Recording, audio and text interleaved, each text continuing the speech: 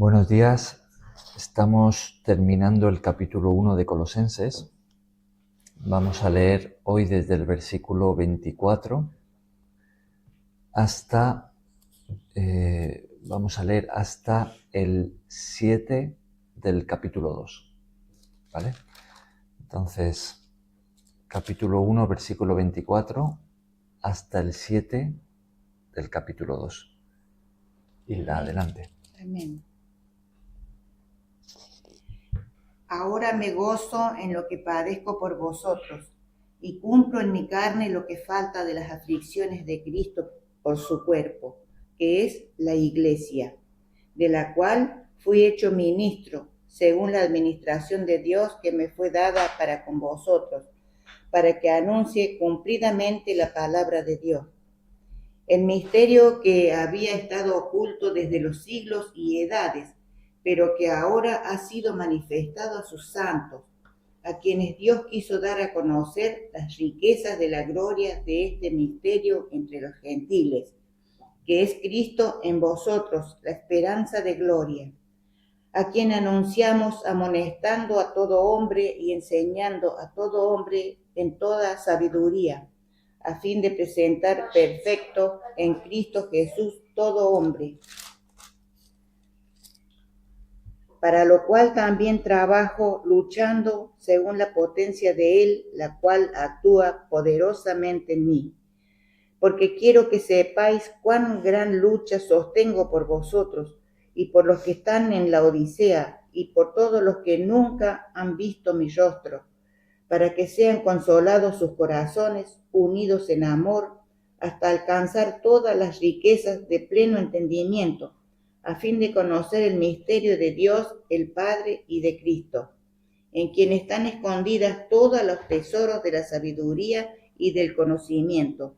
Y esto lo digo para que nadie os engañe con palabras persuasivas, porque aunque estoy ausente en cuerpo, no obstante en espíritu estoy con vosotros, gozándome y mirando vuestro buen orden y la firmeza de vuestra fe en Cristo. Por tanto, de la manera que habéis recibido al Señor Jesucristo, andad en Él, arraigados y sobreedificados en Él y confirmados en la fe, así como habéis sido enseñados, abundando en acciones de gracia. Muy bien, gracias. Bien, pues ayer estuvimos comentando los versículos anteriores, ¿no? Desde el 15, y veíamos cómo el apóstol Pablo exalta a Cristo. En esa ciudad donde se estaba enseñando que Jesús era alguien inferior, ¿no? Un espíritu como muchos otros, que había sido pues enviado por Dios y podía ayudar a la gente a salvarse, pero también habían otras ayudas, ¿no? Pues Pablo lo que hace es hacer hincapié, ¿no? Destacar la supremacía de Cristo. Y él dice, Jesucristo es la manifestación plena de Dios entre los hombres, ¿no? Y que Él es nuestro Salvador. Su obra en la cruz es perfecta y completa para que nuestros pecados sean perdonados. Esto es lo que Él está haciendo, ¿no?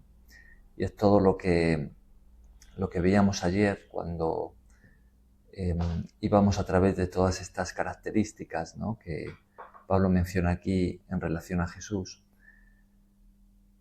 Y ahora en estos versículos, pues Pablo habla de su ministerio, ¿no?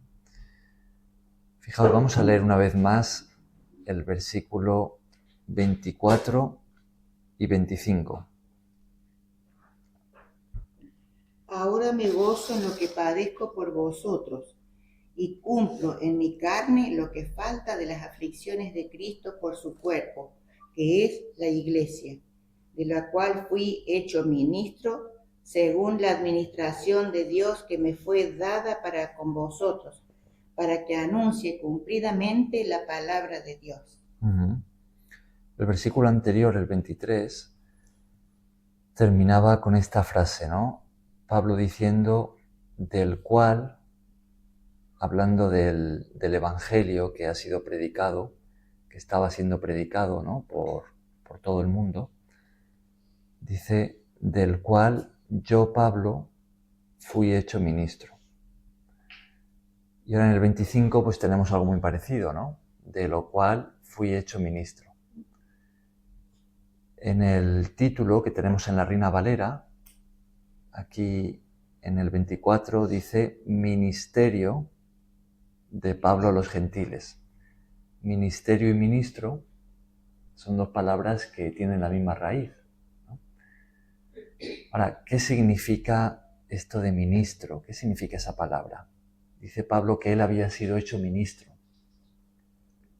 Una persona encargada de realizar trabajo. Ajá, está muy parecido a eso, sí. ¿Qué más? Podríamos decir... Tener un ministerio. ¿Y qué es eso, un ministerio? Poder enseñar cosas que se le ha sido dada. ¿No es un deber? Un deber. Está relacionado, todas esas palabras describen lo que es un ministro. La palabra quizá más exacta sería siervo. Siervo. Un ministro es un siervo. Eso es lo que significa. Entonces Pablo está diciendo que él era un siervo, ¿no? Que él había sido hecho un siervo, ¿no? Fijaos en el versículo 25, dice, de la cual fui hecho siervo, fui hecho ministro. Pero esa de la cual nos conecta con lo anterior, ¿no? Y lo anterior él está hablando ¿de qué? Está hablando de la iglesia, ¿no? Entonces dice que Dios le ha hecho un siervo de la iglesia. Cuando hablamos de la iglesia, hablamos de la comunidad cristiana, de aquellos que han respondido al llamado de Jesús, de los discípulos, ¿no? Hablamos de los que han respondido por la fe al Evangelio, los cristianos. Esa comunidad es la que es llamada la iglesia, ¿no? Ahora, el versículo 24 empieza con un contraste muy interesante que creo que debería de llamarnos la atención, porque dice, me gozo, ¿no? Ahora me gozo en lo que padezco por vosotros. Y ahí hay dos palabras que parecen contradictorias, porque por un lado dice me gozo, que nos habla de alegría, unidad, y por otro dice padezco, ¿no? Que nos habla de sufrimiento, ¿no? Entonces es un contraste, ¿no? Dice me gozo en lo que sufro, en lo que padezco, ¿no? Ajá. Entonces, claro, uno podría preguntarse cómo es eso posible, ¿no? Pero vemos que hay un propósito, ¿no? Dice, me gozo en lo que padezco por vosotros, ¿no? Y cumplo en mi carne lo que falta de las aflicciones de Cristo por su cuerpo, que es la iglesia, de la cual yo fui hecho siervo, ministro, ¿no? Bien, cuando Pablo dice cumplo en mi carne, si pensamos en el tipo de vida que él llevó como siervo de Dios, como misionero, pues vemos que él sufrió mucho, ¿no? Pablo pues sufría mucha persecución y él pasó de todo. A él lo azotaron, lo golpearon, lo apedrearon, le hicieron de todo, estuvo en la cárcel. De hecho, él escribía esta carta desde la cárcel, ¿no?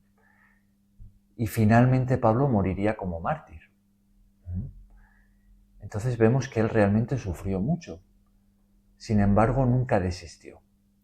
Siempre se mantuvo fielmente cumpliendo el servicio que Dios le había encomendado. Entonces vemos que su vida estuvo cargada de mucho sufrimiento, pero ¿por qué? ¿Por qué él recibió tanto sufrimiento? ¿Qué es lo que estaba haciendo cuando recibió en su propia carne toda esa persecución y todo ese dolor que le vino por hacer lo que estaba haciendo? ¿Qué hacía él? ¿Él a qué se dedicaba? Anunciarle al Señor Jesús. Anunciar al Señor Jesús. Hablar de la palabra del Evangelio, compartir. Ajá. Él se dedicaba a servir a Dios, ¿no? A cumplir con el servicio que Cristo le había encomendado, ¿no? Que tenía mucho que ver con eso, ¿no? Con anunciar la palabra. De hecho, en el versículo 25 lo tenemos, ¿no? Dice, cuando él está hablando del servicio que él ha recibido, porque dice que él ha sido hecho siervo de la iglesia, ¿no? Dice, de la cual fui hecho ministro, según la administración de Dios que me fue dada para con vosotros. Eso de la administración, la imagen que tenemos aquí es la de un siervo en una casa grande, donde pues habían personas que tenían dinero o que eran importantes, nobles, ¿no? Y tenían pues esas casas grandes donde tenían siervos, ¿no? Que tenían ciertas funciones que les eran encargadas, ¿no? Entonces esa es la imagen que nos viene aquí con esto de según la administración de Dios que me fue dada, ¿no? Es como que Pablo está diciendo que Dios, como siervo suyo, le ha encargado pues unas funciones, ¿no? Y eso es lo que él está haciendo, según las funciones que ha recibido, ¿no? En esas casas pues habían diferentes siervos, podían haberlos, ¿no? Con diferentes funciones, ¿no? Habían algunos que estaban más empleados en las tareas del hogar, otros en las tareas del campo o con los animales. Dentro de las tareas del hogar pues podrían estar los que estaban más en lo que es la cocina, en cocinar, ¿no? Otros en otras funciones. Y Pablo dice, pues yo también he recibido como siervo de Dios. Bien, seguimos con la grabación y estábamos diciendo que Pablo está refiriéndose a sí mismo como un siervo, que pues él había recibido un servicio, ¿no? Unas tareas para realizar. Dios mismo, por medio de Jesucristo, pues le había encargado ciertas tareas y le había hecho su siervo, ¿no? Para servir a la iglesia. Bien, y en ese mismo versículo 25, pues Pablo nos dice de qué se trata, ¿no? ¿Cómo termina ese versículo? Para que anuncie cumplidamente la palabra de Dios. Ajá. Para que anuncie cumplidamente la palabra de Dios. Entonces esa era la tarea principal que Pablo había recibido, que es predicar y enseñar la palabra, ¿no? Predicar y enseñar el Evangelio y la enseñanza de Jesús, ¿no? Entonces él dice, yo he recibido esta tarea y ese es el servicio que yo estoy realizando. Y lo realizo para vosotros, ¿no? Para bendecir a la iglesia, a aquellos que van a responder al Evangelio, que van a creer, y entonces como tal van a formar parte de la iglesia de Cristo, ¿no? Pero fijaos que ese servicio que le estaba realizando era algo que le iba a costar mucho, le estaba costando mucho, ¿no? Por eso tenemos esas palabras en el versículo 24 de padecimiento, ¿no? Dice que realizando ese servicio él tenía que padecer, ¿no? Pero lo hacía por aquellos que iban a creer, ¿no? Ahora me gozo en lo que padezco por vosotros, ¿no? Versículo 24, y cumplo en mi carne, ¿no? O sea, estoy sufriendo en mi carne lo que falta de las aflicciones de Cristo por su cuerpo.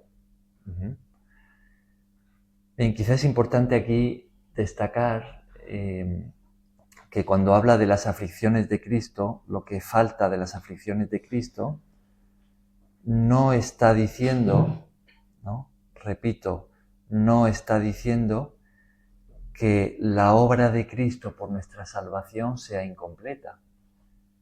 Y entonces Pablo tiene que completarla. No está diciendo eso, ¿no?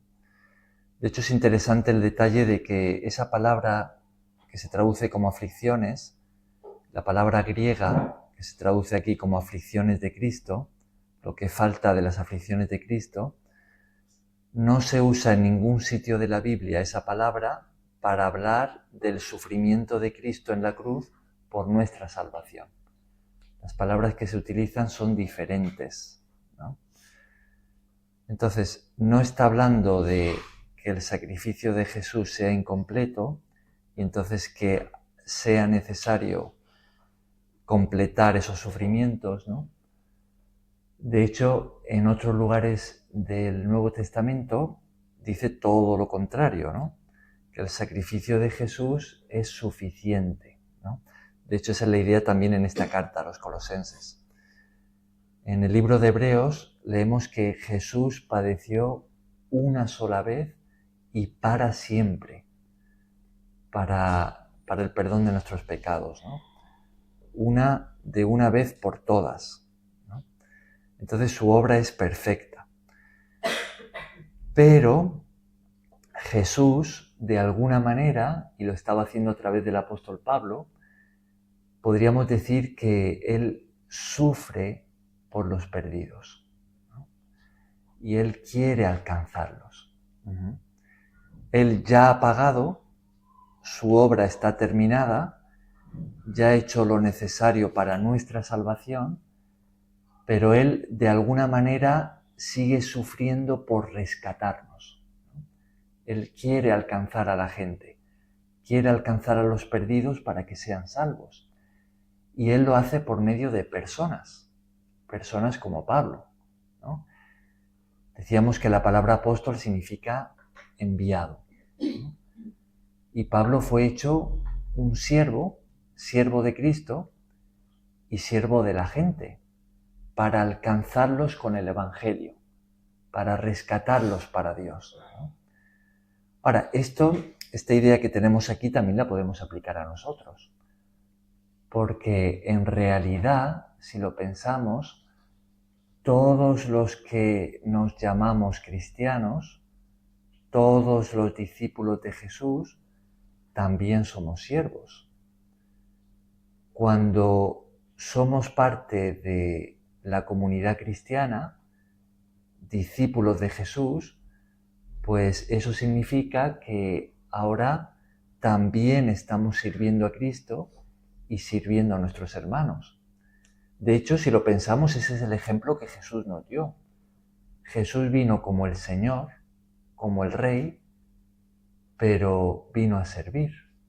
Él se hizo un siervo, ¿no? Un siervo para nuestra salvación y un siervo para nuestra edificación, ¿no? Entonces, ese es el ejemplo que Él nos dio y en eso consiste en gran medida la vida cristiana. Somos discípulos de Jesús para servirnos unos a otros. Servir a aquellos que aún no conocen o que aún no han sido rescatados, y entonces también les anunciamos el Evangelio para que puedan ser salvos, pero también siervos unos de otros. Nos servimos unos a otros según las necesidades que pueda haber entre nosotros, ¿no? Según lo que nosotros podamos hacer para ayudar a nuestros hermanos, así nos servimos. También según los dones que Dios nos da. Dios nos da dones, puede ser don de enseñanza, puede ser un don de obras de misericordia, don de organización, donde pues podríamos añadir muchas cualidades, ¿no? Pero Dios nos da dones para que los empleemos en servirnos unos a otros. Y de esa manera, pues, la Iglesia, la comunidad cristiana va siendo edificada. y nuestras necesidades, las necesidades de los hermanos, pues van siendo cubiertas. Bien, entonces vemos que podemos identificarnos con Pablo de esa misma manera, ¿no? Y ese servicio, pues a veces va a requerir sufrimiento, ¿no? No es siempre tan sencillo, tan fácil. Entonces, hay que trabajar por cumplir con ese servicio, ¿no? Esforzarse. Esa sería una mejor palabra. Hay que esforzarse por cumplir con las tareas que Dios nos ha encomendado para servir a la gente y así poder rescatarla y servirnos unos a otros. Pero fijaos en ese contraste, ¿no?, que tenemos en el versículo 24. A pesar de ese padecimiento, de ese esfuerzo que Pablo tenía que hacer, de lo que tenía que sufrir por llevar a cabo sus funciones, por cumplir con su servicio, dice que él se gozaba, ¿no? Que él se goza, que él se alegra, ¿no? ¿Por qué pensáis que él se podía alegrar a pesar de que el trabajo que estaba realizando para Dios muchas veces era muy duro e incluso recibía persecución y golpes y cárcel? ¿Cómo es posible que él podía gozarse? Él se gozaba porque otra persona también podría ser salva. Y así él estaba obedeciendo lo que Cristo le había ordenado. Porque otros iban a ser salvos. Estaba obedeciendo, eso ya era motivo para él de gozo. Porque estaba obedeciendo. Sí, claro, tenemos el tiempo. Sabía que estaba haciendo la voluntad del Señor. Cuando uno sabe que está haciendo la voluntad de Dios, eso produce una profunda alegría en nosotros, ¿no? Sí. Además, Cristian, estaba pensando en las veces que cuando hacemos algo por los demás o a veces no es por los demás, pero bueno, mejor si es por los demás. Cuando nos cuesta un poco, es mucho mejor. La cosa se queda más. Nos hace más a nosotros. Estaba en una oración mía en el coche y estaba dándole gracias al Señor por eso. Fíjate. De hecho, eso que comentan, ¿no?, cuando hacemos algo por los demás. Si lo pensamos, Dios nos ha creado de tal manera que cuando hacemos un bien a otros, cuando ayudamos a otros, nos sentimos bien. ¿No es así? ¿No os ha pasado? Sí. ¿No? Es como que nos sentimos alegres por dentro, ¿no? Satisfechos. Eso tenemos que dar cuenta al Señor de que tengamos ese sentir. Claro. De que nos sintamos recompensados y solo con hacerlo. Claro.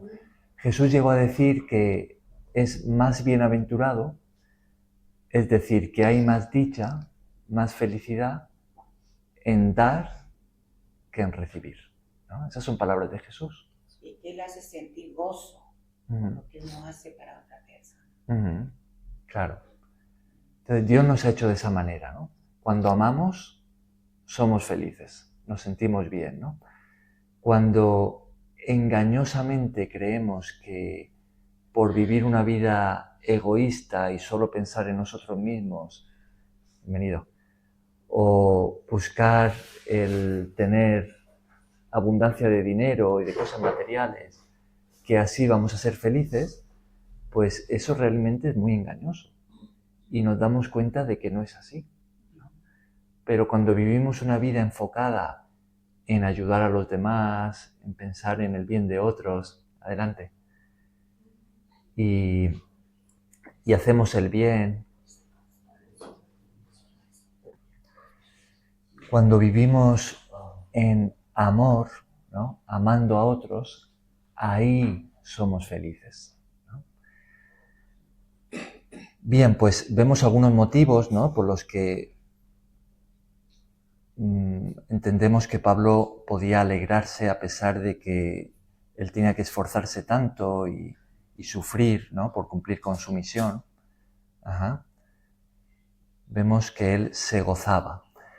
Hay una carta que escribió el apóstol Pablo que se le llama la carta del gozo. ¿Alguien sabe cuál es?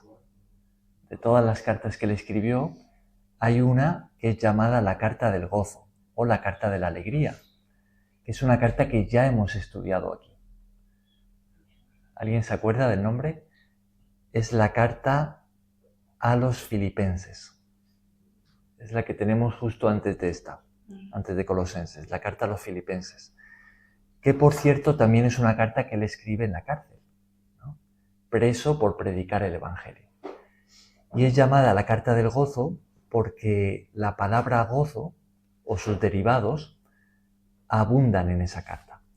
Entonces cuando uno la lee se da cuenta de que Pablo está lleno de alegría. Pero de nuevo tenemos ese contraste.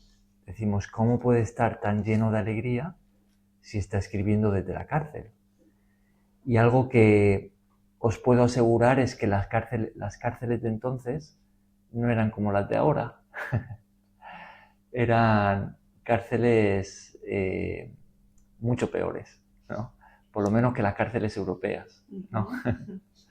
Sí, en el 4 dice, siempre en todas mis oraciones rogando con gozo por todos vosotros. Ajá, en Filipenses 1:4, ¿no? Y uno dice, ¿cómo es posible, no? Si está en la cárcel, pero está orando con gozo, ¿no? Ahora, Pablo estaba en la cárcel y estaba esperando ser juzgado, ¿no? Y por el César, allá en Roma. Y ese juicio podía resultar en su muerte. De hecho, cuando Pablo escribe a los Filipenses, él lo dice. Él dice, no sé qué va a ser de mí. No sé si me voy a ir, voy a partir, si ya ha llegado mi hora y me van a matar, o si me van a poner en libertad y voy a seguir vivo. Pero sin embargo, él escribe una carta llena de alegría, ¿no? De hecho, él transmite esa alegría a las personas a las que está escribiendo, ¿no? Pablo en la cárcel, esperando ser juzgado, que quizá lo decapitan, y transmite alegría a los cristianos que están viviendo en libertad y van a recibir su carta, ¿no? Entonces, claro, uno se pregunta, bueno, ¿cuál es el secreto de Pablo? Porque dice Pablo que para mí el vivir es Cristo y el morir es ganancia. Ese es un versículo clave de Filipenses, ¿no? Filipenses 1, ¿qué? ¿21? Sí. Filipenses 1:21. Porque para mí la vida es Cristo, ¿no? Un poco más adelante, ya terminando la carta a los Filipenses, en el 4:13, dice, todo lo puedo en Cristo que me fortalece. Y ese, Filipenses 4:13. Y ese era el secreto de Pablo. El secreto de Pablo era Cristo. Y Cristo era la fuente de su alegría. Entonces, por eso él podía pasar las canutas, como se dice, no sé si conocéis esa expresión. No. Cari sí la conoce, ¿no? Expresión española, ¿no? Él podía estar pasándolo mal, ¿no? Pasarlo muy duro, pero sin embargo, en el fondo, más allá de las lágrimas o de los golpes, en el fondo, en su corazón, estar alegre, estar feliz, ¿no? Tener gozo. ¿Por qué? Porque tenía una gran riqueza, la mayor de todas las riquezas, el mayor de todos los tesoros. Pablo tenía a Cristo. Y Cristo era la fuente inagotable de su gozo. Ahora, también puede serlo para nosotros, porque Cristo no ha cambiado. Entonces, nosotros también hoy, en el siglo XXI, podemos, en medio de todas nuestras dificultades, en la adversidad, en las situaciones desagradables que no nos gustan, que nos pueden hacer llorar, ¿no? Ya sean problemas de relaciones, quizá con familiares, con problemas de pareja, con hijos, con amigos, ya sea con nietos, ya sea problemas de salud, ¿no? Ya sea problemas por servir a Dios, como le estaba pasando a Pablo, por predicar el Evangelio, quizá persecución, ya sea quizá problemas económicos, ya sea tragedias, problemas de salud, tragedias, la muerte de algún ser querido. Y bueno, por hablar de problemas podríamos añadir muchos a la lista, ¿no?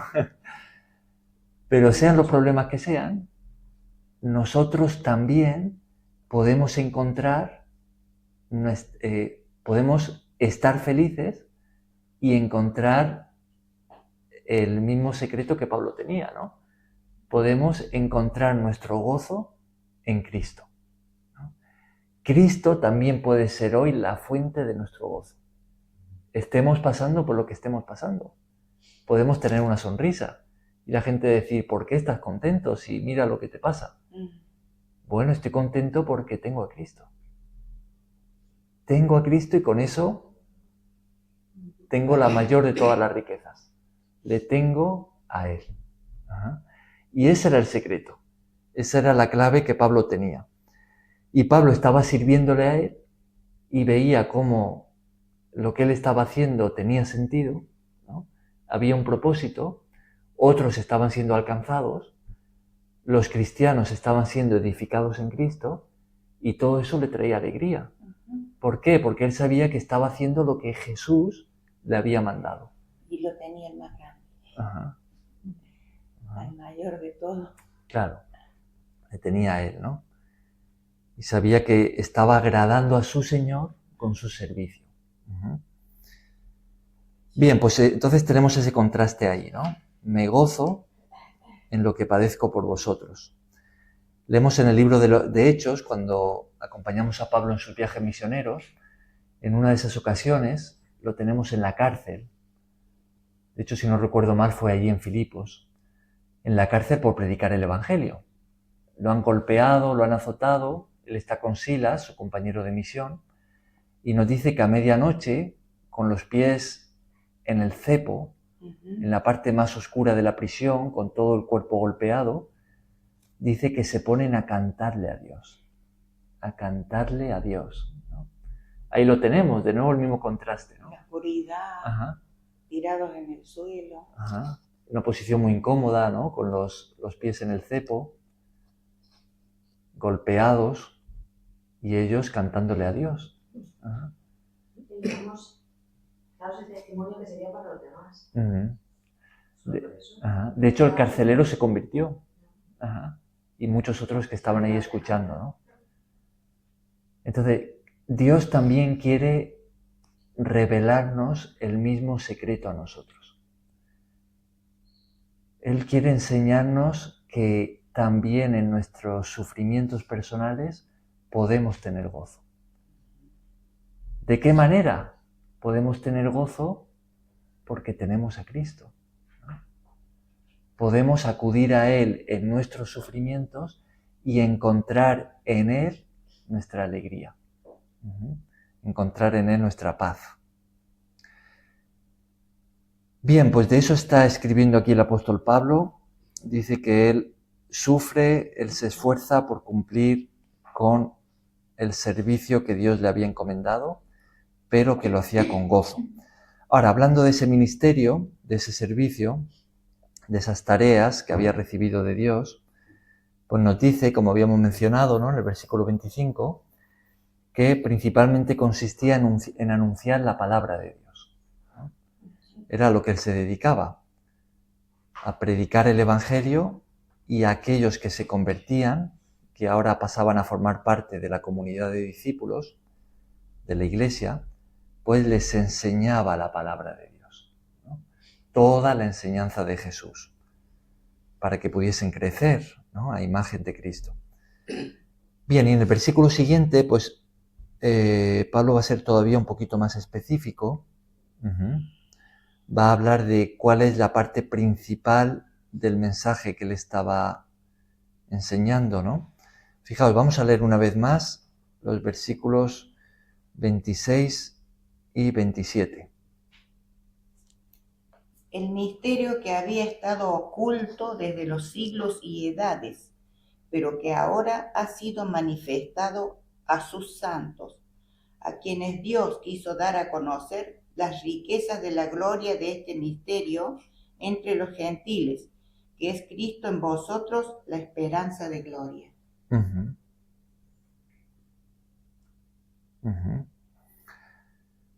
Entonces, en el 25 está diciendo que su servicio consiste en anunciar la palabra de Dios, ¿no?, de una forma completa y fiel, ¿no? Y ahora él, atinando más, siendo más específico, él dice que lo que está anunciando es un misterio, ¿no? O podríamos decir que había sido un misterio, ¿no? Ahora, ¿qué significa la palabra misterio? Algo que no se ha manifestado. Ajá. Algo que no se ha manifestado, y si no se ha manifestado, ¿cómo está? Oculto. Oculto. Ajá. De hecho, esa palabra oculto la tenemos aquí también, ¿no? Uh-huh. Dice que había estado oculto desde los siglos y las edades. Es decir, que siempre había estado oculto. Hasta ese momento, ¿no? Porque fijaos que está en pasado. No dice que está oculto, dice que había estado oculto, ¿no? Por eso era un misterio. ¿Qué era el misterio? Ajá. ¿Qué? Ahora lo vamos a ver. Ahora lo va a decir. Ajá. Lo que es el misterio. Pero dice que que él está enseñando algo que había sido un misterio. Ajá. Que había estado oculto. Pero que ahora ha sido manifestado a sus santos. Exactamente. O sea que antes era un misterio, pero que ahora Dios lo había revelado. Ajá. Exactamente, ahí lo vamos a ver, ¿no? La palabra misterio es interesante que Pablo la use en esta carta, porque precisamente esta situación que había allí en Colosas, en esta ciudad, ¿no? Donde estaba esta herejía por la que Pablo escribe, pues una de las cosas que decían es que la salvación se alcanzaba por medio de la adquisición de un conocimiento especial que estaba oculto a muchos, ¿no? Entonces, ese conocimiento estaba reservado solo para unos pocos iluminados, ¿no? Y aquellos que lo alcanzaban, pues entonces es como que llegaban así a Dios, ¿no? Y esa era como la forma de alcanzar esa salvación, que no era por medio de la fe en Cristo Jesús, arrepintiéndose del pecado, sino por medio de un ejercicio intelectual de alcanzar ese conocimiento misterioso, ¿no? Entonces Pablo en esta carta utiliza mucho esas mismas palabras, conocimiento, misterio, ¿no? Pero lo que va a decir es que no se trata de un conocimiento misterioso que solo está reservado para unos pocos, sino que Dios ha revelado abiertamente a todos su misterio, ¿no? Y que todo el conocimiento que necesitamos para nuestra salvación se encuentra en Cristo.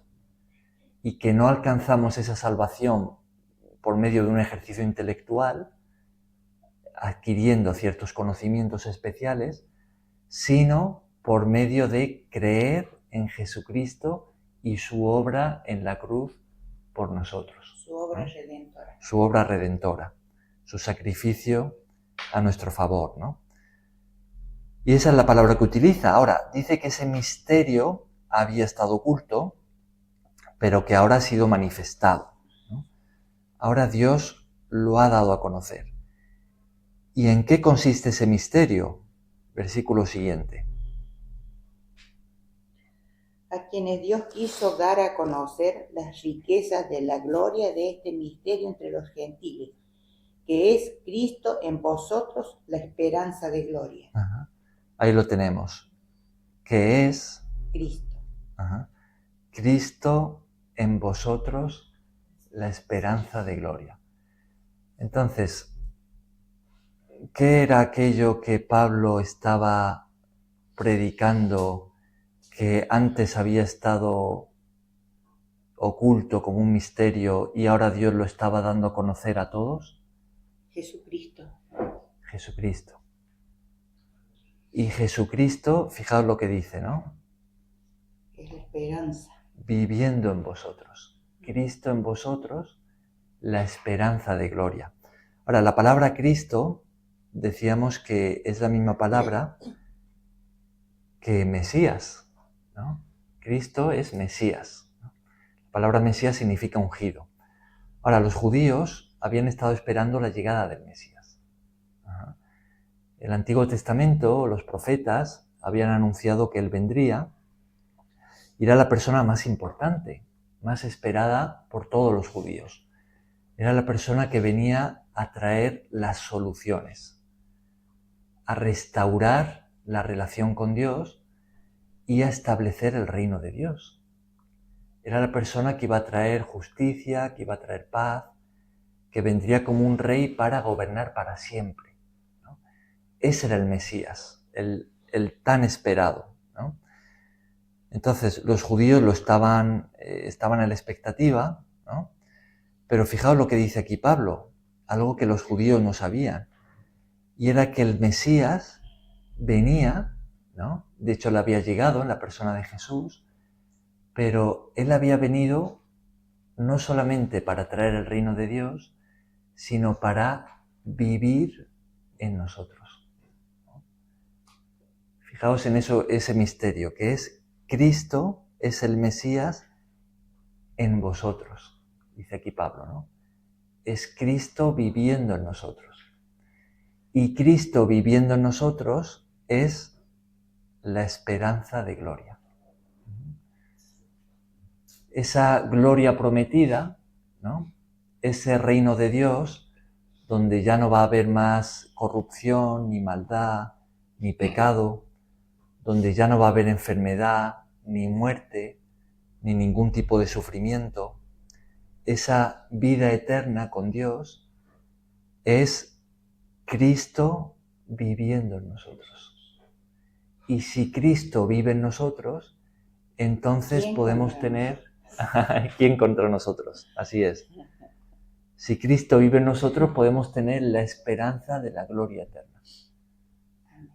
Podemos tener la expectativa segura, ¿no? De eso nos habla la esperanza, esa palabra, la expectativa segura de que vamos a participar para siempre de su gloria eterna. Y ese es el misterio que antes no se conocía y que ahora Pablo lo anunciaba abiertamente. Cristo en vosotros, la esperanza de gloria.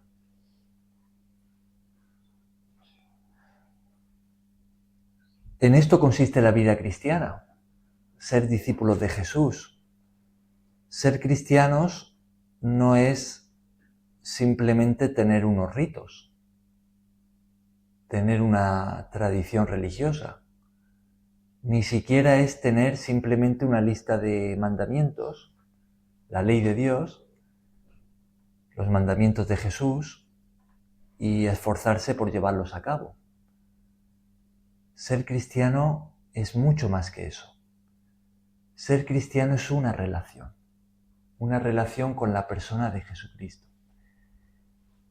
Y en esa relación, Jesús mismo, el que nos ha llamado, viene a vivir dentro de nosotros. Y desde ahí, desde nuestro interior, Él nos transforma. Y es Cristo viviendo en nosotros lo que nos asegura la vida eterna en Él. Ahora, fijaos que el versículo siguiente es muy importante también. ¿Quieres leerlo, Josi? 26. 28.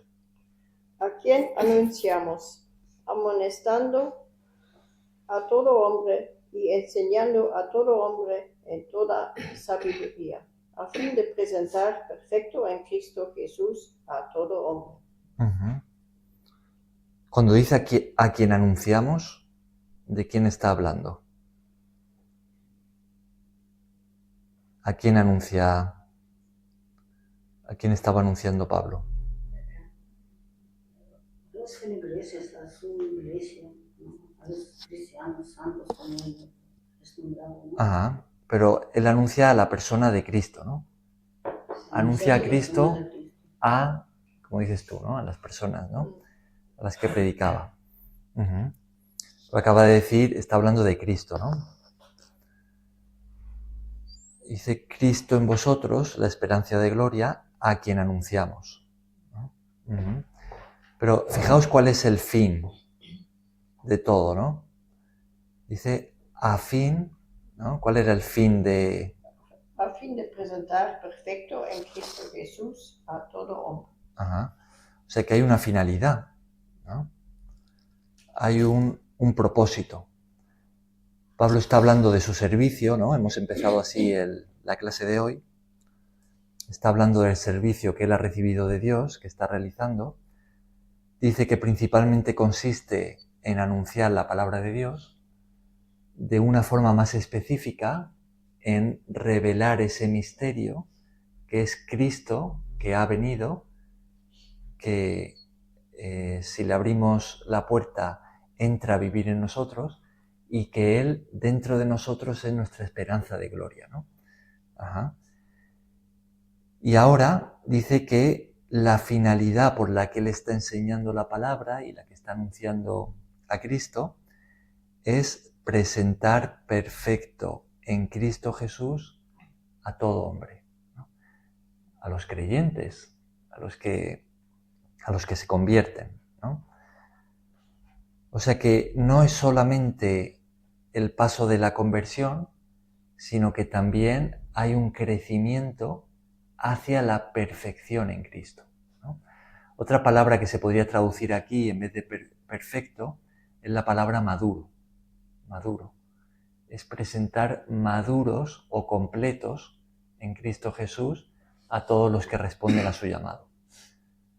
Eso es el discipulado, ¿no? Hacer discípulos es predicar el Evangelio y aquellas personas que responden y se convierten, pues entonces seguir enseñándoles la palabra, seguir transmitiéndoles las enseñanzas de Jesús y sus mandamientos para que puedan crecer espiritualmente a la imagen de Jesús. Es decir, que sean transformados para ser como Jesús. Y eso es lo que Pablo tenía en mente. O sea, que las personas a las que estoy enseñando o enseñar a todos para que puedan ser transformados para ser como Jesús, para alcanzar la madurez en Él. ¿Se entiende?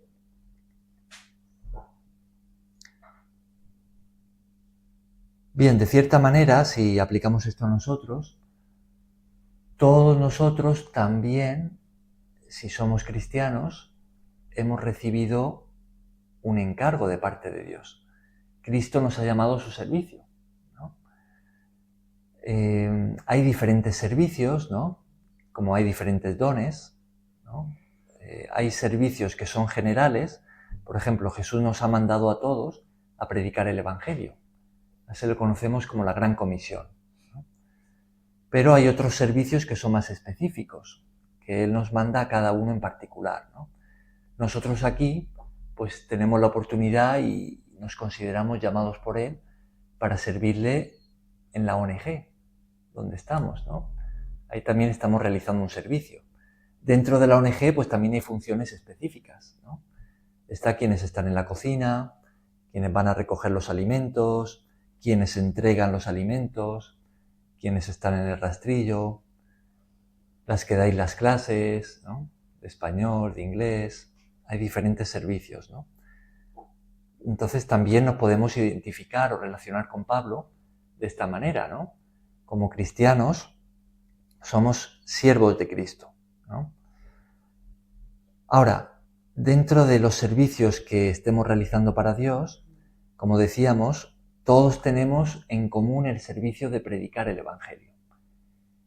Y las personas que responden al llamado de Dios, o que ya lo han hecho y están en nuestra vida, pues todos tenemos el encargo de ayudarles a conocer mejor la palabra de Dios, ¿no? Lo que nosotros sepamos se lo podemos transmitir. Podemos invitarle a venir también a clases de la palabra, ¿no? Entonces, de alguna manera, todos también tenemos o compartimos la responsabilidad de ayudar a nuestros hermanos a crecer a la imagen de Jesús, a ser perfeccionados en Cristo. ¿De qué manera? Pues transmitiéndoles la palabra de Jesús, amándoles, siendo un ejemplo para ellos, mostrándoles a Jesús, sirviéndoles en sus necesidades. Entonces todos podemos participar de esa misma finalidad en nuestro servicio, ¿no? Pero por otro lado, esto también lo podemos aplicar así, y es que podemos preguntarnos en cómo está nuestro crecimiento, ¿no? Si somos cristianos, esa es la finalidad que Dios tiene en nosotros, que es que seamos perfeccionados en Cristo. Que crezcamos hasta alcanzar la perfección o la madurez en Cristo Jesús. En la carta a los Efesios, vamos a hacer un momentito un salto, al capítulo 4.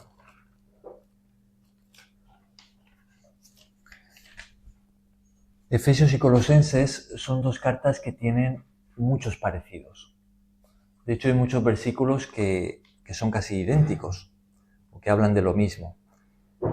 Es normal, Pablo escribe las dos cartas en el mismo tiempo, estando ahí en la cárcel, a los Efesios y a los Colosenses, y son dos ciudades que formaban parte del Asia Menor, o sea que estaban, formaban parte de la misma provincia romana, relativamente cerca, ¿no? Bien, pues fijaos cómo lo tenemos ahí en Efesios 4.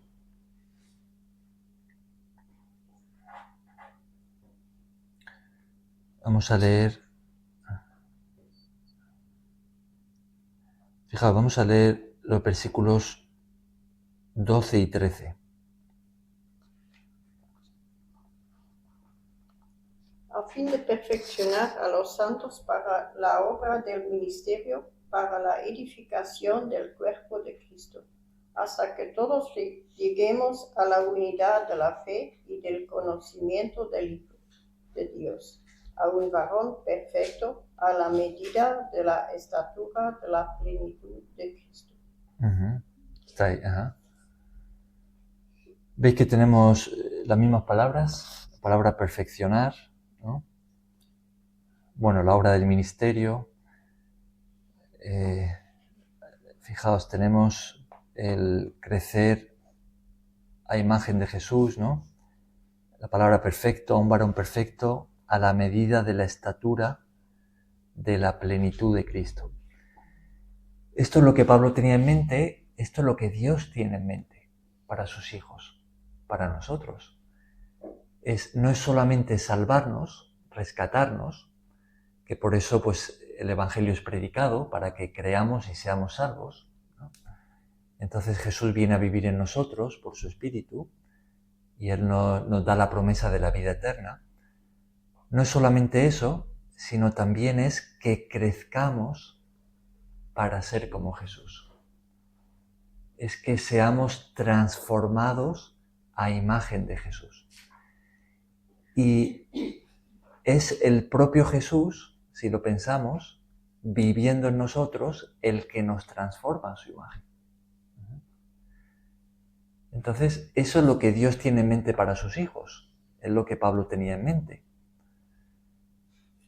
Entonces, eso es lo que todos nosotros como cristianos deberíamos de preguntarnos si estamos avanzando en ese propósito. ¿Estamos creciendo para ser más como Jesús? ¿Hay más del amor de Cristo en mí de lo que había hace unos meses, unos años? ¿Hay más de su carácter en mí, de su paciencia, de su humildad, de su gozo incluso, de su bondad, de su compasión, de su justicia, de su verdad? ¿Puedo ver que estoy siendo más como Él, más como Jesús? ¿Pueden verlo otros en mí? Las personas que conviven conmigo, ¿pueden ver que hay un cambio en mí, que hay un crecimiento, que soy más como Jesús? ¿Son mis relaciones más santas? ¿Hay más amor en mi forma de relacionarme con otros, en mi forma de hablarles? Es un autoexamen que todos podemos hacernos, ¿no? Porque eso es lo que Dios tiene en mente para sus hijos, para nosotros. Y eso le da sentido a a nuestra vida aquí en la tierra. Ser transformados, que crezcamos para ser más y más como Jesús. ¿Hasta dónde? ¿Hasta dónde hay que crecer? Hasta ser exactamente como Él. Hasta la perfección.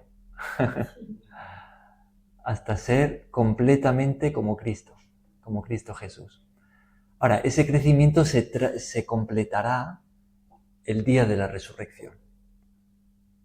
Cuando Jesús regrese y nos resucite, nos resucitará a su imagen.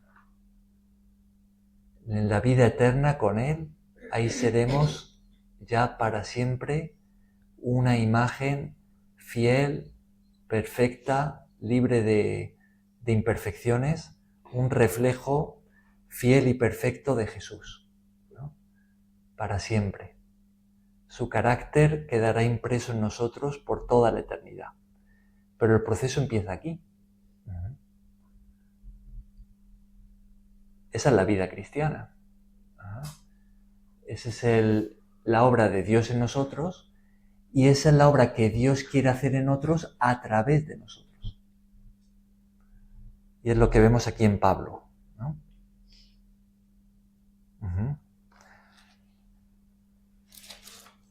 Bien, entonces, ya para terminar, ¿no?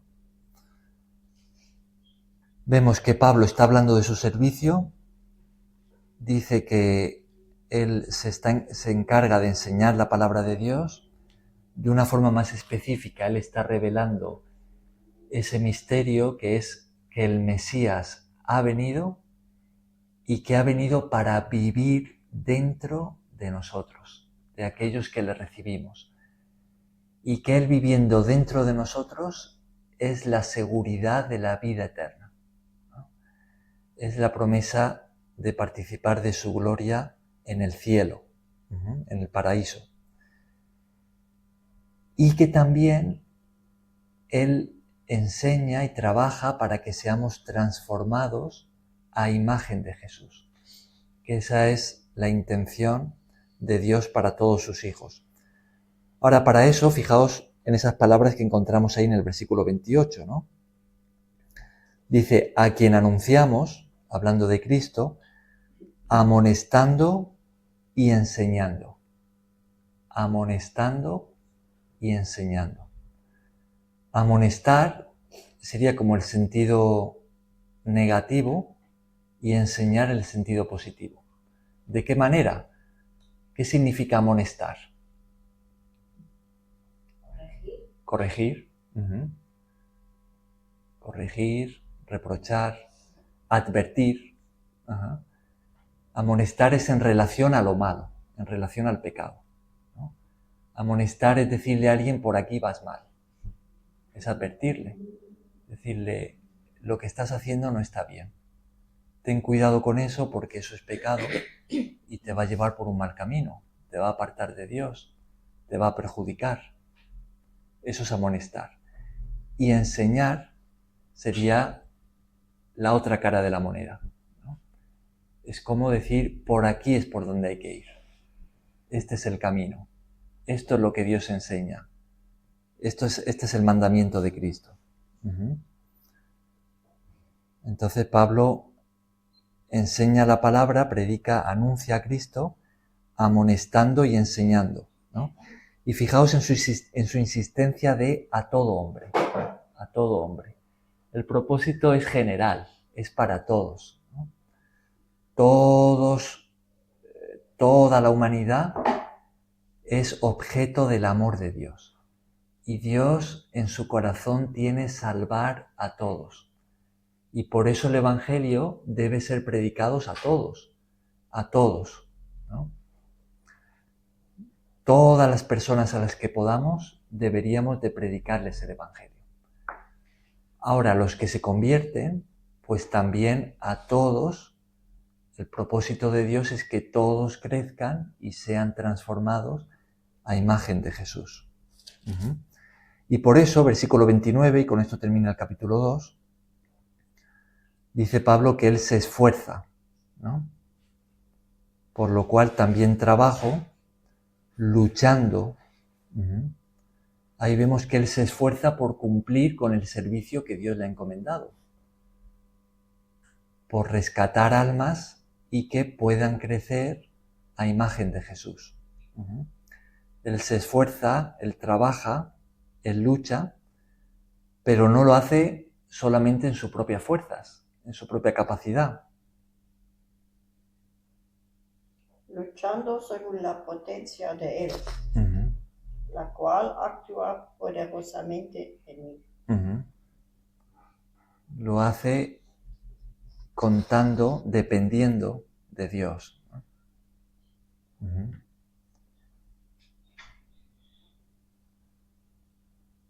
Como habíamos leído en Filipenses 4:13, todo lo puedo en Cristo que me fortalece, ¿no?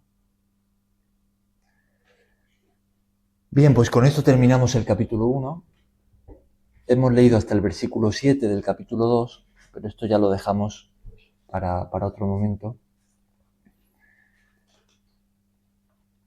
Terminamos el capítulo aquí y que podemos hacer mañana, como solemos hacer cuando terminamos cada capítulo, es tener un día de repaso. Entonces mañana lo leemos entero. ¿Sí? ¿Era el repaso del libro? Del libro al final, pero después de cada capítulo lo hemos hecho. Sí.